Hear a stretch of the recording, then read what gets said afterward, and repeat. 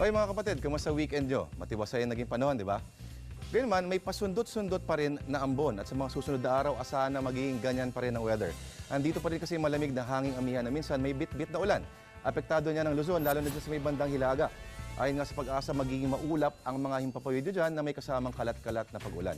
Pero dito naman po sa gitnang Luzon at Metro Manila, medyo mas magiging maganda ang panahon.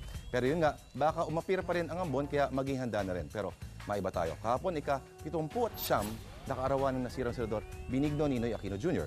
Ang isa sa mga matinding kumalaban kay Marcos, pinakulong ng martial law na exile sa Amerika at napatay noong 1983. Hanggang ngayon, hindi pa rin tukoy kung sino ang tunay na nagpatumba sa kanya. At ang airport na ngayon dalang kanyang pangalan, isa na sa buong mundo'y kinaiinisan. Ngayon, mas kilala bilang Mr. ni Cory, Erpat ni Pinoy at ni Chris. Ang daming Aquino, no? Kaya nga yata yung mga bata ngayon, nalilito na sa sobrang dami ng mga Aquino sa ating kasaysayan. Pakinggan. Si Ninoy Aquino ang dating presidente. Tapos siyang pambansang bayani. Ayos. At yan ang ulat pa noon. So ngayon, ako si Lord de Vera nagsabing, sana huwag kalimutan ng muka na nasa perang 500.